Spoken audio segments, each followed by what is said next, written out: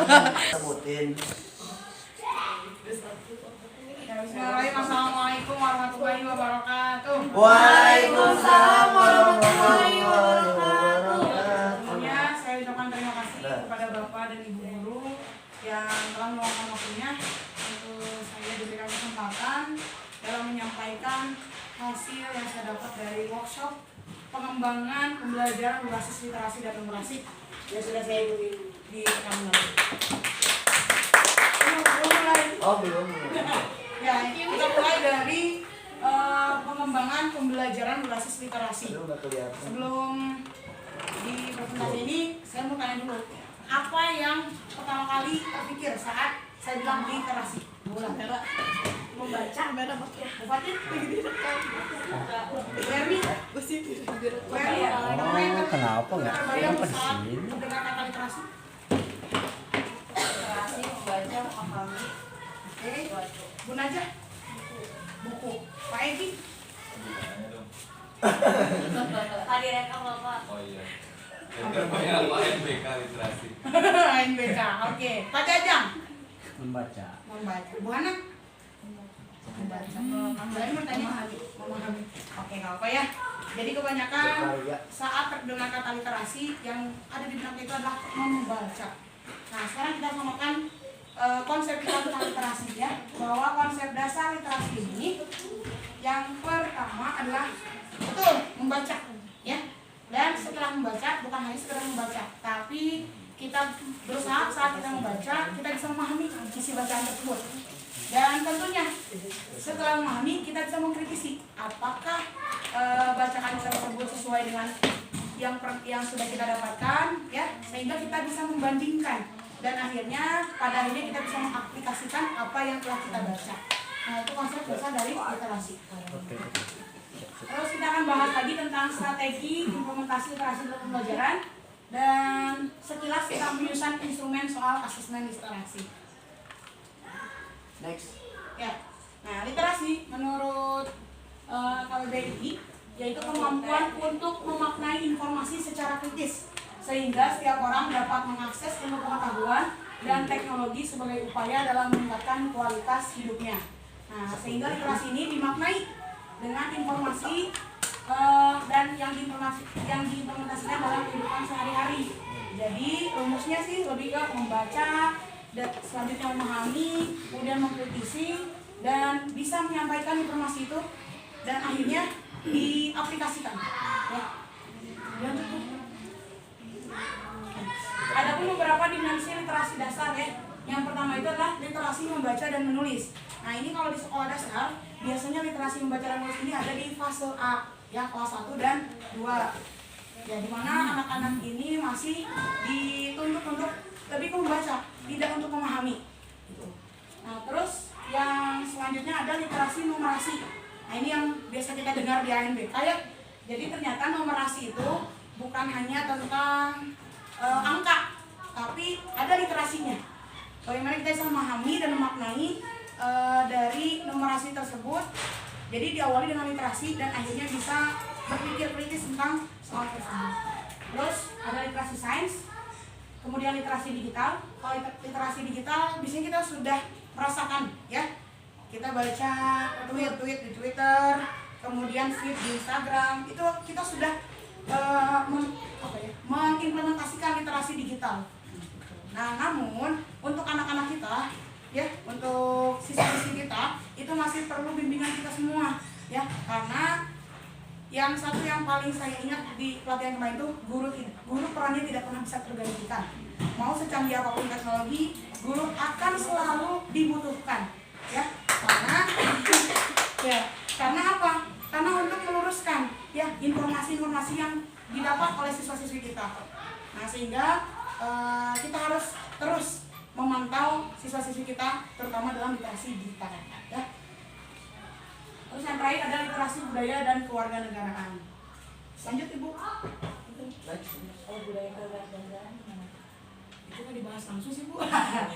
Jadi kalau di sini tuh lebih ke interaksi sosial. Jadi itu udah dimensi literasi yang paling tinggi, di mana si anak tuh udah bisa interaksi, apa yang dia baca, apa yang dia tulis bisa disampaikan. Akhirnya jadilah sebuah interaksi sosial. Oke, kita lanjut ke konteks literasi. Yang pertama, konteksnya ialah memahami konsep bacaan atau tulisan. Ya, kita pun kalau kita membaca, pasti yang pertama adalah mencoba untuk memahami bacaan atau tulisan tersebut.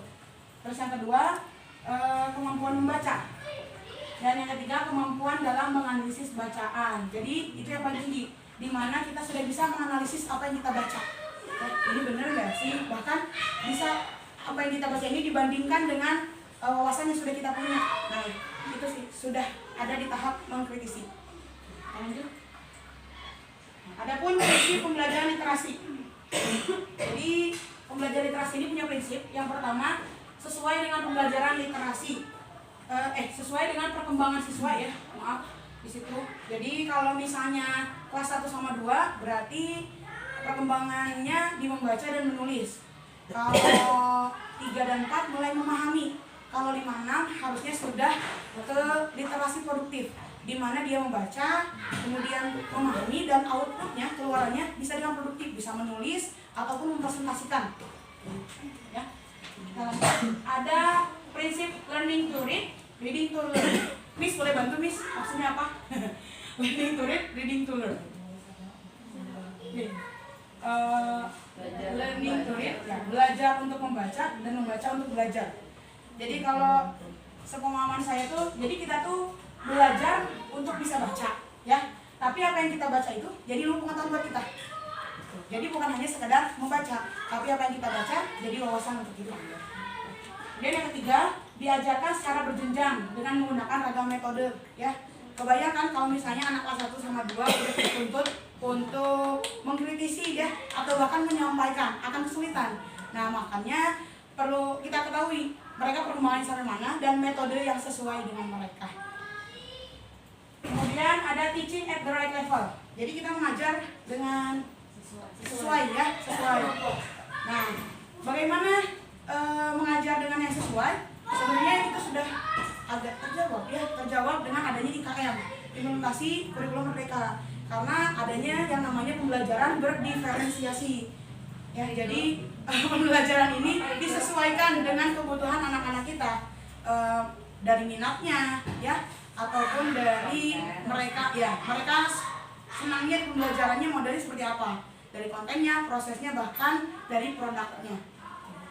Nah, jadi sebenarnya guru juga tidak berhenti belajar ya, akan terus belajar. Terus prinsip yang selanjutnya adalah menggunakan bahasa tulis dan lisan. Nah, menggunakan bahasa tulisan dan lisan. Kalau di AKM itu kita hanya diukur menggunakan bahasa tulisan anak-anak kita tuh, tidak diukur menggunakan bahasa lisannya. Nah, sehingga bagaimana cara kita mengukur anak-anak bisa menggunakan bahasa dengan lisan? Nah, inilah yang disebut dengan literasi produktif, di mana mereka baca, memahami, dan akhirnya menyampaikan kembali ya. Makanya kelas 5-6 kan suka ada komunikasinya, mempresentasikan ya Bu ya, supaya kita bisa menilai apakah anak-anak ini sudah bisa menggunakan bahasanya secara lisan. Oke. Selanjutnya terintegrasi dengan pembelajaran lintas mapel. Nah, yang perlu kita pahami bahwa literasi ini bukan hanya pembelajaran bahasa Indonesia ya, bahkan kita bisa menerapkan literasi ini dalam IPA ya, matematika seperti yang tadi sudah disebutkan, di dimensi dasarnya ada literasi numerasi, bahkan literasi sains. Jadi literasi ini kalau yang saya pahami itu sebagai jembatan di mana anak-anak menerima ilmu dari mata pelajaran yang bersangkutan ya. Jadi bukan hanya terfokus pada bahasa Indonesia, dan berfokus pada penggunaan ragam teks kontekstual.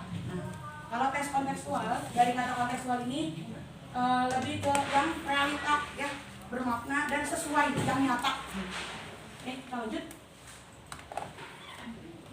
Sedikit kita kenal tentang diferensiasi learning ya. Pembelajaran berdiferensiasi adalah serangkaian keputusan masuk akal atau common sense yang dibuat oleh guru yang berorientasi kepada kebutuhan murid. Keputusan-keputusan yang dibuat tersebut adalah yang terkait dengan kurikulum yang memiliki tujuan pembelajaran yang didefinisikan secara jelas. Jadi sebenarnya kalau hemat saya gitu ya, yang baru belajar kurikulum 2013 terus udah masuk lagi IKM, emang kayak terjawab aja dengan IKM mungkin karena kitanya belum cukup wawasannya sehingga acak pusing gitu sama kurikulum merdeka. Tapi insya Allah kalau misalnya sudah mumpuni ilmunya mah akan enak gitu ya, karena pembelajarannya berdiferensiasi. Kita nggak bisa memaksakan semua anak satu kelas dengan satu cara gitu. Ternyata harus sesuai dengan apa yang mereka minati. Oke, kita lanjut. Adapun karakter pembelajaran literasi. Yang pertama, tadi sudah disebutnya ada kemampuan reseptif. Nah, kemampuan reseptif ini di mana siswa-siswi kita itu mampu menyimak, membaca ataupun memirsa apa yang mereka baca. Ya, jadi mereka sudah masuk ke kemampuan reseptif kalau misalnya sudah nyampe situ. Terus level selanjutnya adalah kemampuan produktif, di mana si anak-anak bisa membaca dan akhirnya disampaikan kembali melalui berbicara, yaitu dalam presentasikan dan dalam tulisan menulis. Dan yang terakhir menggunakan pendekatan dan model. Lanjut. Nah, di sini ada beberapa strategi penguatan literasi dan masuk kemarin. Ya, yang pertama, pengembangan lingkungan kayak teks di sekolah. Jadi bagaimana anak-anak kita mau cinta dengan literasi kalau misalnya mereka tidak menemukan teks-teks kita di sekolah. Banyak teks di sekolah. Jadi bagaimana mereka mau bisa baca tapi mereka nggak menemukan banyak teks di sekolah gitu. Sehingga kalau misalnya dulu ya, kalau zaman saya kecil pertama kali bisa baca, naik angkot semua dibacain. Pernah rasanya kayak gitu? Nah, ada pun tahap-tahap anak kayak gitu. Ketika mereka ingin suka baca, maka kita harus sediakan fasilitas-fasilitas itu. Nah, yang kedua sama sebetulnya 3, pengembangan lingkungan sosial emosional. Ya, jadi dengan mengembangkan lingkungan sosial emosional ini, maka anak-anak akan bisa berinteraksi gitu. Nah, berinteraksi itu juga kan termasuk literasi, ya. Contoh pengayaan dengan sosial pengembangan apa coba? Penulis. Oh, ini organisasi. Ya, jurnalis. Oke. Ya. Terus penguatan lingkungan akademik. Jadi bukan hanya dari organisasi tapi dari akademiknya juga. Ya. Jadi maksudnya penguatan lingkungan akademik itu kita menyampaikan pelajarannya yaitu berbasis literasi supaya anak-anak cinta dengan literasi. Ya, boleh dilanjut. Ya, cukup sekian materi literasinya, pengembangan berbasis literasinya. Ya.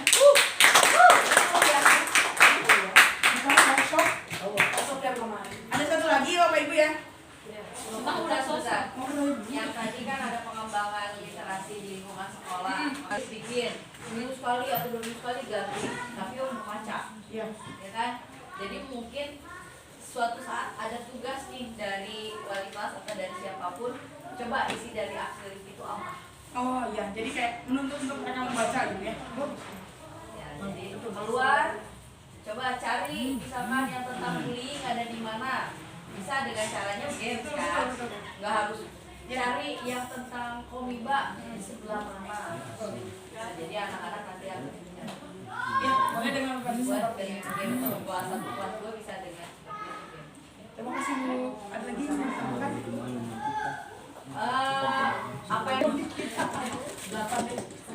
Bu ulang dulu ke dulu. Jangan lupa bebas.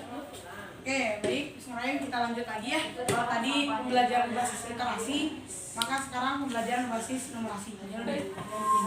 Bapak Ibu mau tanya, kalau misalnya ada kata numerasi, apa yang paling terbayang? Number. Namanya juga number. Oke, Bu Fia, apa Bu Fia? Kata numerasi apa yang terbayang? Dengan kalau mendengar kata numerasi apa yang terbayang? Angka. Bu Er? hitung-hitungan? Hitungan. Oh, cerita. Pasti. Matematika. Bu Hana, numerasi. Hah? Angka. Oke, sip. Nanti kita akan coba apa ya? Kupas apa sih numerasi? Tapi sebelumnya Kupas tuntas. ya, kita lihat Bisa jadi panjang.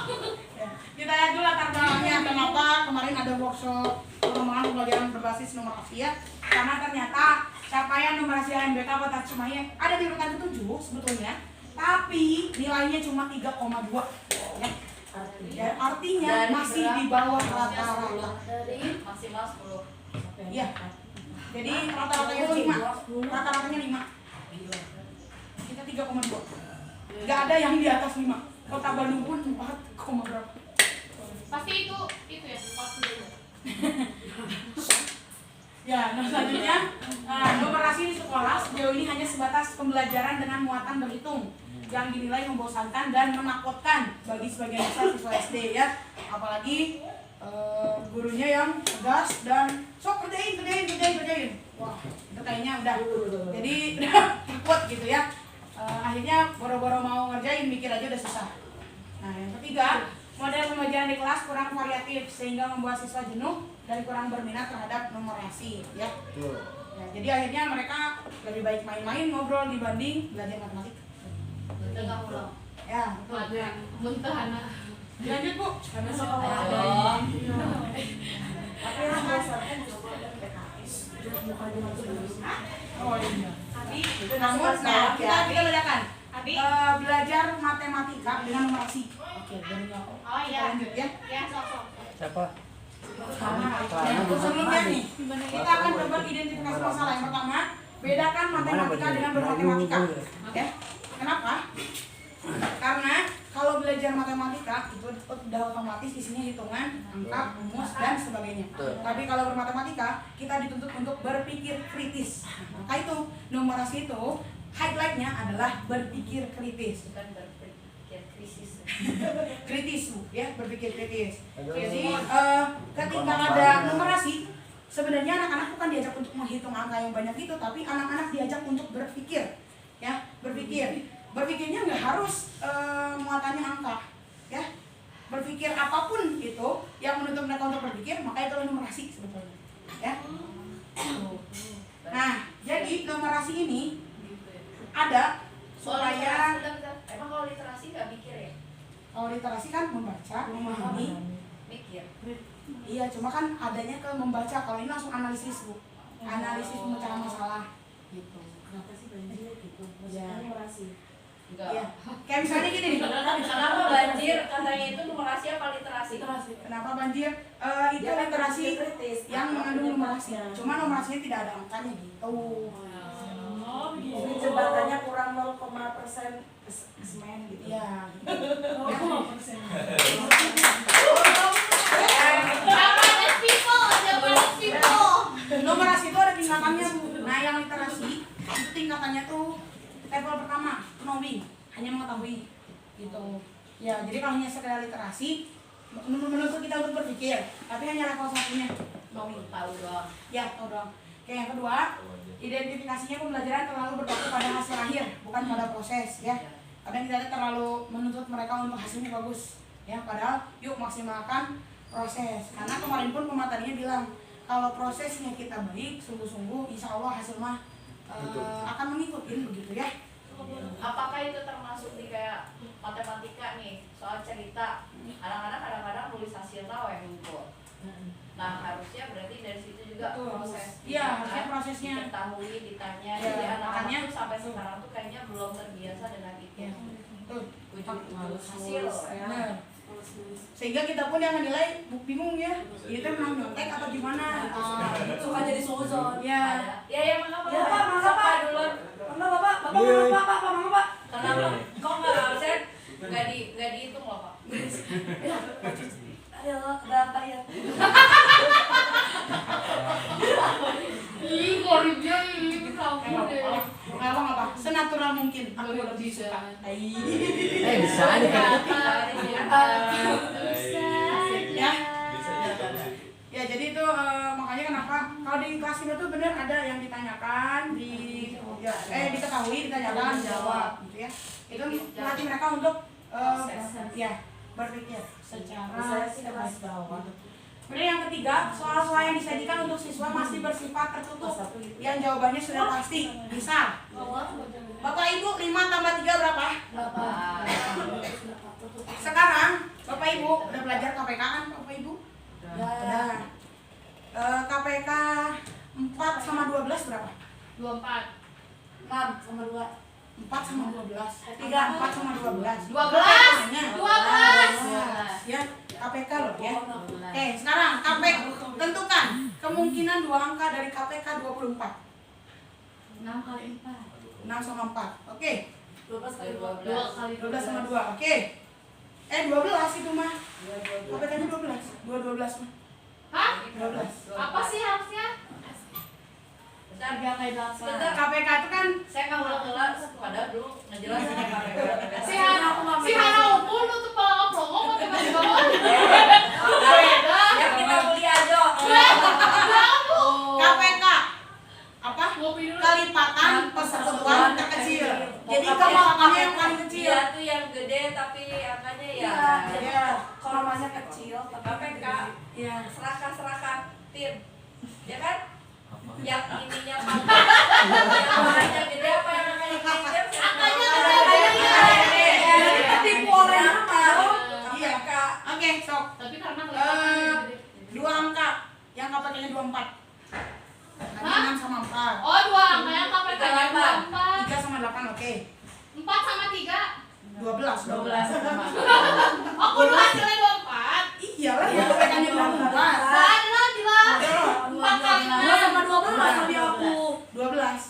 Gak boleh, 2 gak sama boleh. 12, KPK-nya 12. Berarti 1 Oh, 1 sama 2. 1, 2, 4. 1 Betul. sama 4. Apa lagi? 4 6. Iya, udah. 4. Ya. 8 3. Udah, 3 udah. Ada yang nggak disebutin? Coba kasih contoh. 12 sama 24. Kan KPK-nya 24. Oh iya. Nah, kayak gitu. Jadi benar-benar nggak hanya satu yang pasti jawaban matematika tuh membuat anak-anak berpikir lebih banyak lagi gitu. Begitu. Ya, kita lanjut. Udah. Kita lanjut. Udah lagi lama ya. Oke. Nomor 4. Siswa belum terbiasa dalam berpikir kritis karena hanya mencontoh apa yang dijelaskan guru pada saat pembelajaran. Pernah nggak? Really? Ibu, kayak gini. Ngejelasin luas lingkaran misalnya. Nih anak-anak, aku nggak nyindir ya Allah. Sama dengan VR kuadrat. Dah ya. Latihan anak bisa. Dikasih soal. Ya, dikasih soal. Bingung. Ya, karena itu anak-anak tuh hanya mencontoh. Apalagi kalau misalnya yang diketahuinya dibalik gitu. Iya. Bukan luasnya. Dari jajar dan diameternya dari luas. Lu pada paham kelas 6? Ya, kita lanjut. Nomor 5, siswa belum terbiasa dalam menerima tantangan ketika pembelajaran berlangsung. Kadang anak-anak tuh, aku malas pikir tantangan gitu mau ini. Iya, apa sih? Ya karena anak-anak kita tidak dibiasakan untuk berpikir dari level yang terendah. Betul. Itu kejadian waktu saya supervisi itu. Ada anak yang marah-marah gara-gara dikasih angkanya gede. Kelas aku. Ya, jadi anak-anak itu ternyata harus dari level 1 dulu knowing, kemudian level 2 applying, dan level 3 gimana bacanya? Reasoning bacanya gimana? Reasoning. Ya, reasoning. Jadi gimana mereka bisa mampu ya buat alasan. Gitu ya. Kayak cinta Bukan kan. seasoning ya. Beda. Nah, Kayak cinta. Oke. Matematika adalah ilmu pasti, betul nggak sih? Betul ya? Pasti jawaban. Nah, bermatematika artinya berpikir kritis atau merdeka dalam berpikir, bebaskan. Jadi ketika kita hanya menuntut satu jawaban, maka kita belum bermatematika, hanya baru belajar matematikanya ya. Oke. Terus setiap aktivitas siswa pastikan bermatematika. Misal gini, kemarin tuh dalam workshop tuh ada satu yang bisa kita aplikasikan ya. Nah, nanti saat guru piket pagi di depan bisa buat ini bagian tambah, kurang, kali, bagi. So, anak maunya masuk mana? Kalau tambah 2 tambah 3 5 masuk. Oke. Mau pilih kali, oke, 3 kali 2. Nah, jadi anak-anak saat masuk sekolah pun udah dilatih untuk berpikir, tapi masih yang tingkat rendah gitu ya. Masih yang bisa itu mah gampang gitu. Tapi yang menyenangkan, misalnya yang harayan ya, pembagian sama kali-kalian masuk yang tambah, tapi kan tetap harus mikir. Benar? Kayak gitu ya. Ya paling tadi kelas bawah tambah kurang, kelas atas kali bagi. Ini aja pakai tangan. Ya, 5, 10. Ya. Oh enggak gini. Sok apa kalian? Tuh, perkalian. 2 kali 2 4. Gitu, cepat-cepat ya Allah. Jadi kita kalian tangan. Mantap. Oke, go. Kayak switch Jepang. Ya gitu. Jadi mereka tuh nggak kerasa bahwa mereka tuh dituntut untuk berpikir, tapi sebenarnya itu melatih mereka untuk berpikir. Oh gitu ya. Ya betul. Terus ramaikan pembelajaran dengan menciptakan situasi yang didaktis. Jadi kemarin tuh pengembangan numerasi itu ada kegiatan didaktis dan adidaktis. Didaktis itu kegiatan kita yang dimana kita menyampaikan pembelajaran isinya materi semua. Itu didaktis. Jadi saat kita ceramah, saat kita ngasih tahu ke anak-anak, maka itu kondisi didaktis. Ya. Jadi saat kita menuntut anak-anak untuk berpikir matematika yang ngerjain soal, itu berarti kita sedang berkegiatan didaktis. Nah, saat anak-anak berpikir kritis itu, yang keluar tuh keringat dingin dia Bapak Ibu, sehingga mudah lelah. Makanya kita perlu memunculkan situasi adidaktis. Jadi adidaktis ini gak berhubungan sama materi, tapi menjadi daya dukung. Ya, semisal gimana ya kemarin? Oke, doaan berpasang-pasangan. Berpasang-pasangan, gak ada ya pasangannya? Tapi harus gini.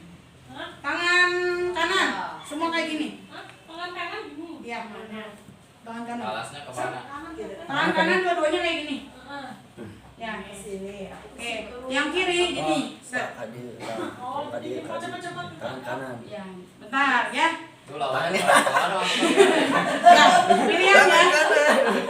So, tentukan mana yang mau ganjil, mana yang mau genap. Saya ganjil. Ya, misalnya aku ganjil. Ya, So, bisa ngomong aja, dicoba. Mending mager banget sih. Balik dong. Ya Allah. Ya, ganjil genap ya. Tenang aja besok libur. Aku harus menginstruksikan dulu. Oke, ganjil atau genap? Ya, udah. Siapa ganjil? Aku Genap? ganjil. Iya, ternyata dia. Jangan dia UI. Kalau ganjil, berarti ganjilnya harus nangkep. Dia harus nangkep. Apa sih? Kalau Sama tapi aku. Iya. Lagian. mana enggak? Enggak. Ya, oke, ganjil genap. Kalau disebutkan angka ganjil, Kan belum mahram. kalau disebutkan angka ganjil, maka siapa yang nangkep? Kalau angka genap, berarti genap yang nangkep. Harusnya, Belum ya, ngitung nih si Genatnya. saat posisi ganjil disebutkan, harusnya berarti ganjil yang nangkep. Kalian yang si genap diam gitu ya. Yang ini nggak bisa nangkep sebenarnya. Videonya bisa di Dipercepat ya. Oke, kita mulai. Ada fokus, konsentrasi. Duduk mahram. Kayak jujur sama. 3. Kamu.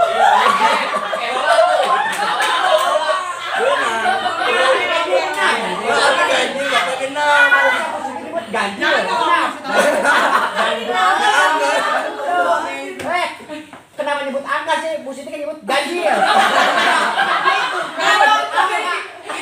Itu bawa kita mikir ya, kayaknya sedang bernumerasi. Berpikir kritis.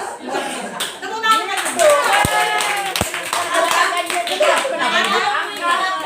Kamu udah berpikir jauh. Ada anak-anak kita yang masih kayak gitu, bener ada. Ya, yang ibu kenapa kan ibu bilangnya ganjil. Dan yang kenapa? Bagus, terima kasih.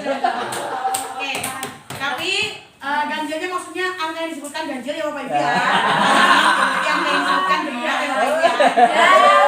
Dibantu ya. Oke, lagi. Konser. Oke. Udah siap? Jauh. Ya. Angka aja lah jangan berkali. 8.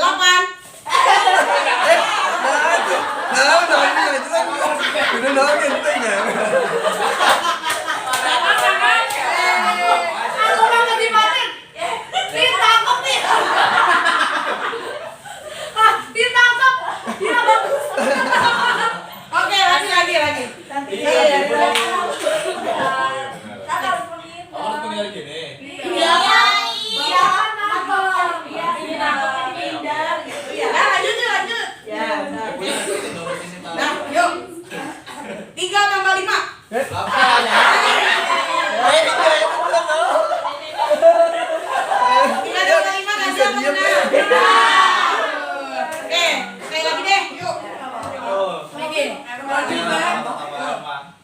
barunya teh. Kali-kali. Ya kan, kurangnya teh. Aturan. 4 kali 3. Oh, di pan menghindar. Bu guru. Ini yang ada tersampai ini ya. Aku kalah cepat. Istighfar Bu guru. Oh iya. Nah, itu adalah contoh kita memunculkan situasi adidaktis ya. Sebenarnya nggak ada muatan materinya, tapi membuat anak berpikir ya. Kalau di kelas 1 sama 2 berarti masih angka tunggal ya, boleh menjumlahkan. Kalau anak kelas 3 4 udah mulai perkalian, ya udah kita mulai dari yang perkalian. Padahal cuma ganjil genap, tapi anak tuh menuntut untuk 3 kali 4 berapa? 12. Ya. Jadi yang biasanya kayak gini 1 kali 2 berat ya. Tapi saat dimunculkan situasi adidaktis kayak merasa harus bisa. Dibagi. Ya. Ada apa? Kayak aku tangkap kali. Dia Oke, itu ya.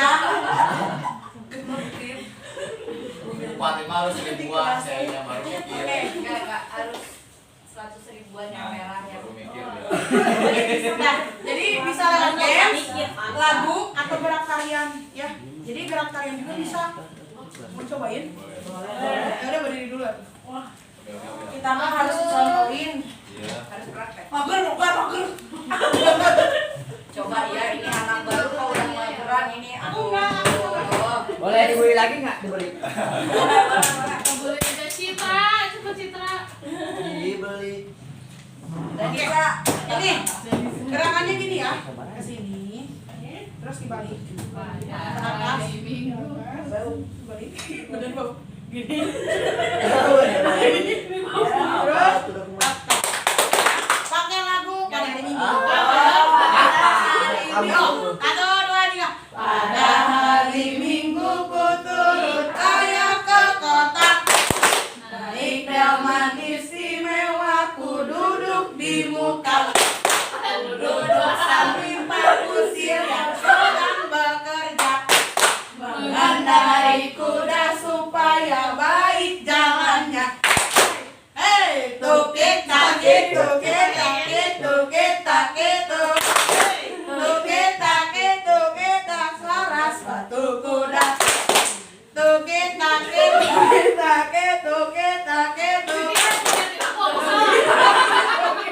selaras batu kuda. Oke, dah duduk semua. Terima kasih Bapak Ibu. Oke. Tuh, Bapak Ibu, siapa yang bisa jawab berapa kali kita tepuk dong lagu? Tata hingga. Tuh, berapa kali? Males mikir. Satu, dua. 6. Kan putih itu dua. 8. Oh, Ya, itu 12. Kali aku juga Oh, dong. iya, Bu Yuli 12. Bu Yuli udah sanggup ngitung nggak?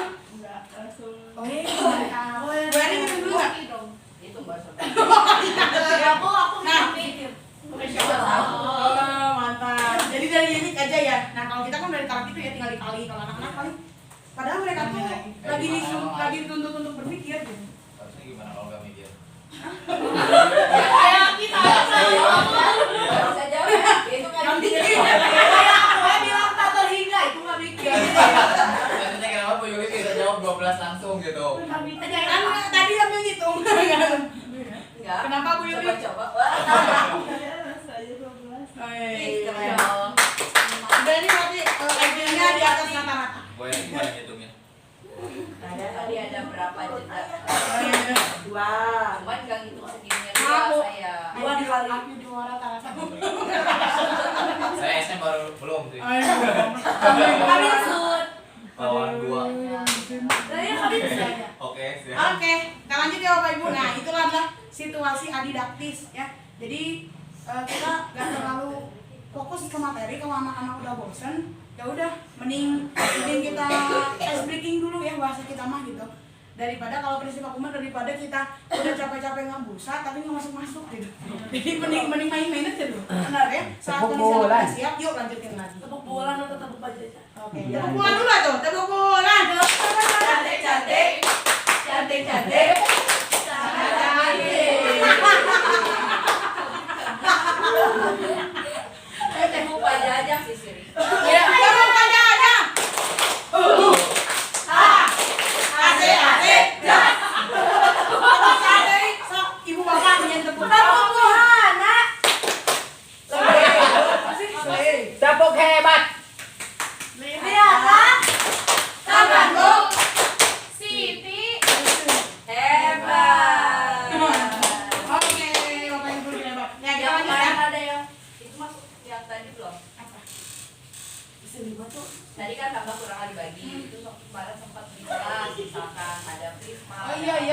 Ya, itu termasuk bukan merasa. Nanti kita lanjut. Ada di lanjutan. Ya. Biar enggak ini enggak ini. Siap. Yuk kita lanjut. Bapak Ibu. Nah, karena anak kita yang tidak dibiasakan berpikir dan selalu prosedural ya. Nah itu yang terasa saat anak-anak itu ulangan. Apa sih tahapannya lupa akhirnya nggak bisa ngisi ya. Beberapa di kelas 5 pun seperti itu ya. Jadi anak-anak tuh kayak terkesannya harus berpikir prosedural, nggak terbuka pikirannya. Nah makanya kita biasakan mereka untuk berpikir kritis ya. Nah, adapun dimulai dengan sebelumnya interaksi dengan diri sendiri yang sebenarnya yang paling awal. Jadi anak-anak tuh kita latih untuk bisa berinteraksi dengan diri sendiri. Contohnya kayak gimana? Kalau kita di kelas nih, misal kita sediakan anak-anak kalau di kelas berapa yang bangun ruang?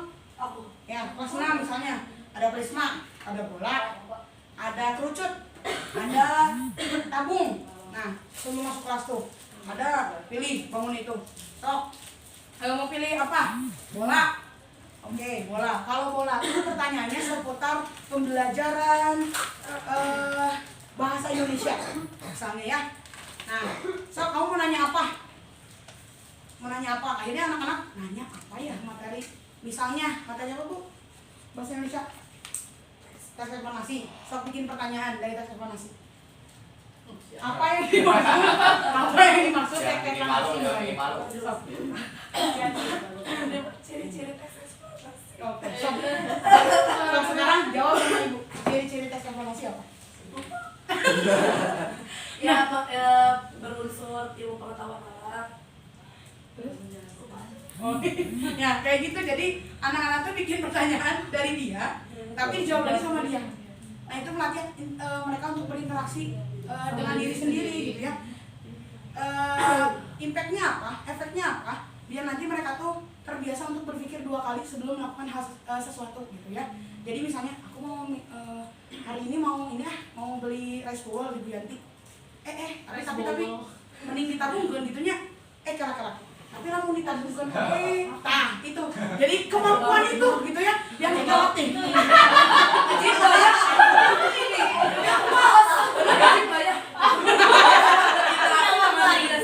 Ya, tapi interaksi dengan diri sendiri juga jangan sampai gila.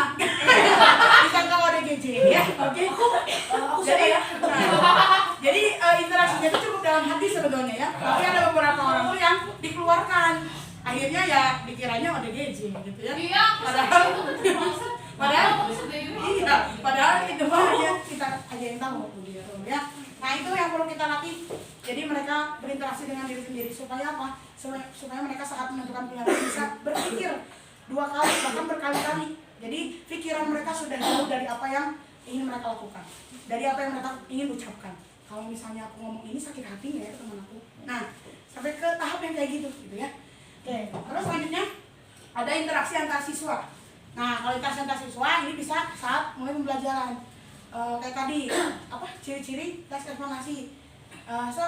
Dijawab sama temannya. Nah itu membangun interaksi antar siswa, antar teman ya. Gitu. Terus yang ketiga baru interaksi dengan guru ya. Jadi misalnya anak-anak gak ada yang nanya, maka gurunya yang bertanya, anak-anak yang jawab. Atau terus sebaliknya, anak-anak bertanya, gurunya yang menjawab.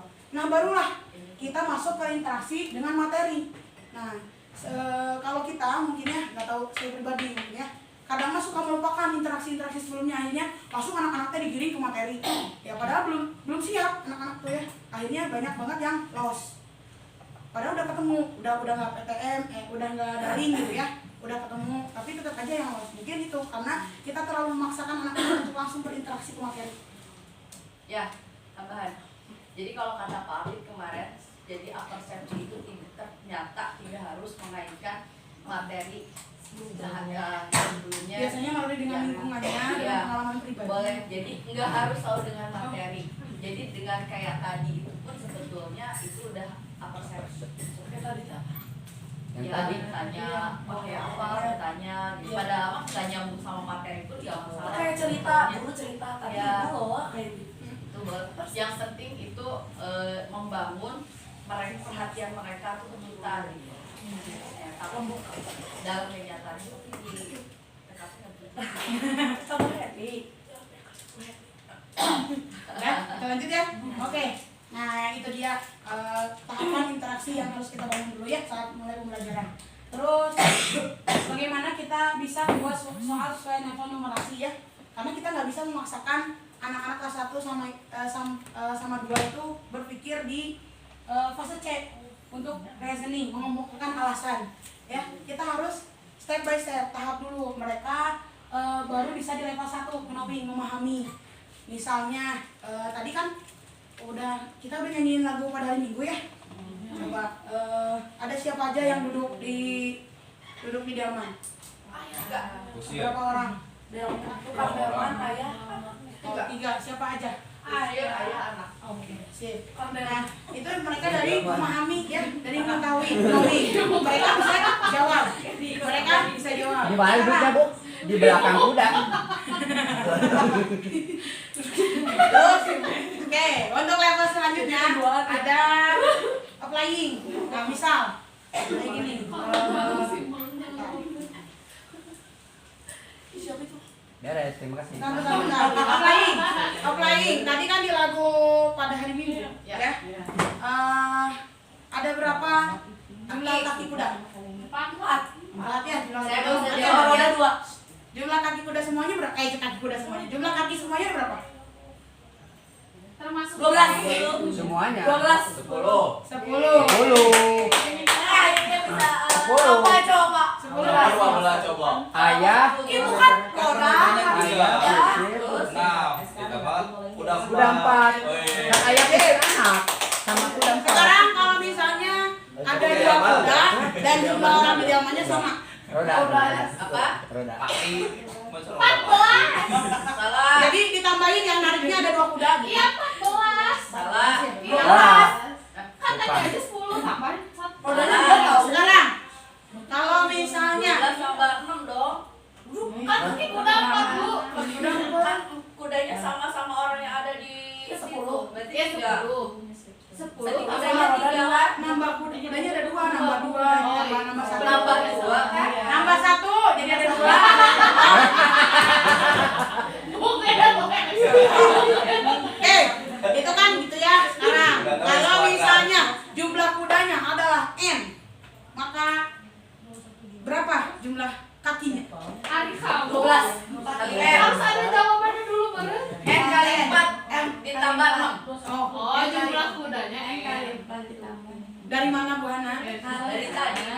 Kan kudanya ada kan satu kuda tuh 4. Jadi kalau mesti kali n jumlah kudanya itu ada berapa? Terus ditambah sama kaki. oke, benar. Coba kita coba ya, rumus dari Bu Hana.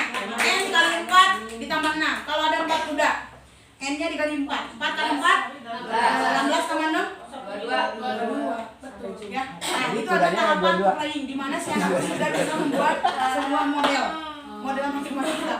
Ya. Tuh, jadi cuma dari kaki kuda. Dari banyak. Dari kaki kuda. Ya, oke, lanjut ke Telat Serina.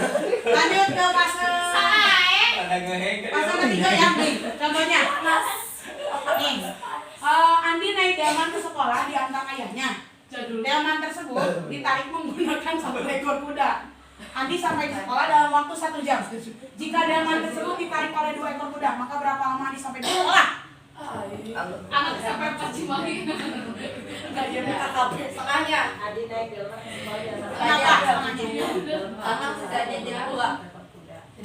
Kalau satu Masih kuda 1 jam ya? jam. Berarti 2 kuda dibagi 2. Oh, ini terlalu pasti. Mana Ya, sih? Masih 1 jam. Bawa. Kenapa? Si Andi. Anak jawabnya masih 1 jam. Kenapa? Kakak jarak Jaraknya masih sama. Karena kudanya ngobrol. Kasih aku waktu. Saya kasih tahu bola. 2 jam. Banyak bocor. Duanya bocornya karena kudanya kebiasaan dulu lama. Oh iya, kudanya makan dulu. Kamu dulu karena belum makan. Jadi berapa lama? Sejam. Sejam. Soalnya ini anak yang Berapa jam, Melly?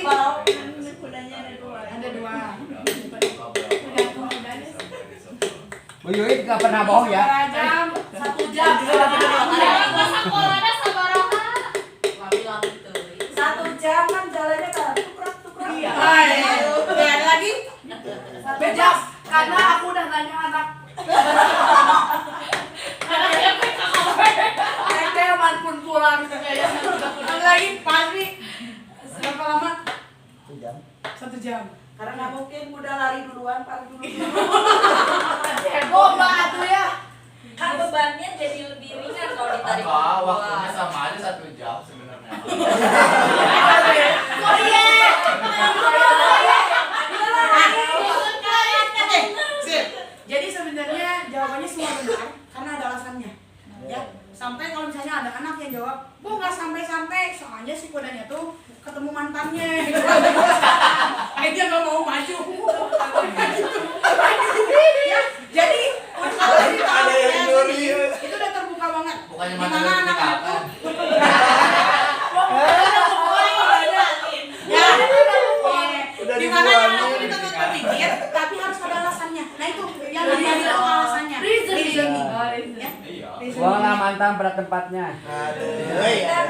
Tapi banyak loh anak yang sekarang bisa beralasan itu gimana? Bisa bohong, bisa alasan.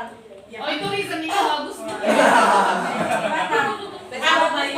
bagus numerasinya ya. Perlu diarahkan. Nah, Perlu diarahkan. Berarti dia udah benar-benar berpikir Makanya kritis fungsi gitu ya. guru. Sampai kemarin ada yang nanya, satu orang guru nanya gini, "Pak, gimana ya anak tes saya tuh dia tuh udah suka banget sama matematika." Katanya gini, "Emang buat apa sih Bu belajar matematika?" "Ya kamu kan biar kalau misalnya belanja, nanti kalau bisa ngitung nggak ditipu." "Ya kan Bu sekarang belanja di awal udah dihitungin." Nah gitu ya. Terus ya kan kalau kamu belajar belanjanya di warung gimana? Ya tinggal hitungin aja ke si ibunya, kan gampang. Kenapa? Terus kamu kalau misalnya nanti ngitung gimana? Ya kan Bu ada kalkulator sama. Sebenarnya anak itu tuh udah bernumerasi ya, udah bernumerasi. Nah cuma perlu kita arahkan juga bagaimana pentingnya numerasi ya, berpikir bermatematika dalam kehidupannya. Ya, nah makanya dengan dilatih yang kesannya bukan matematika, padahal itu matematika. Nah itu numerasi. Jadi anak satwa bapak guru itu gimana guru? kan bacok-bacokan. Gimana cerita Jadi sekarang kalau ada Terima ketawa gitu ya. Dia udah dengerin apa akhirnya cerita itu. Jadi sebenarnya ya udah bagus anaknya udah berpikir kritis ya. berarti kalau ada anak yang suka bohong, tolong diarahkan numerasinya. Iya. Bener. Yo. Oke, kita lanjut ya. Kayak Oke, kita lanjut. Nah, jadi dari apa yang kita bahas tadi adalah proses lebih penting dibanding hasil akhir ya. Jadi bukan kita menuntut anak-anak untuk nilai 100, tapi mari kita sempurnakan prosesnya, ya maksimalkan prosesnya dari mulai berpikir kritisnya level 1, knowing ya, melatih anak untuk applying sampai reasoning. dan diikhtiarkan ya Bu ya. Apanya coba? Kalau udah ada kata diikhtiarkan teh suka gitu ya. Oke, nah kalau dari dihajar nang ning nung nang, kurang mah tahu ya. Nang ning nung nang, menang, wening, hanung, menang. Maksudnya tuh kalau menang tuh ini ya, Berdiam diri, berdiam diri terus wening. meninggalkan mulut, Hanung, anu Bradagio. Oh, Pak Desa jadi sutradara ya? menang. Jadi dimulai dari, nah makanya kenapa tadi tuh anak dilatih untuk berinteraksi dengan diri sendiri dulu ya. Nah itu kalau dari Ki Hajar mah katanya nang dulu, anak-anak tuh suruh untuk berdiam dulu. Berdiam tuh artinya berpikir kan, ketika kita nanya Sep, ke anak-anak, kalau mereka diam artinya mereka sedang mencoba untuk berpikir walaupun misalnya jawabannya salah ya, tapi mereka lagi mencoba untuk berpikir. Akhirnya ke wening, berpikir jernih dan bersih. Terus dari wening ke hanung, nanti keluarlah ide-ide yang cemerlang ya dari diam itu, karena dipikirkan berkali-kali ini baik ya, ini baik ya, dan akhirnya menang. Ya itu saja yang dapat disampaikan. Ayo.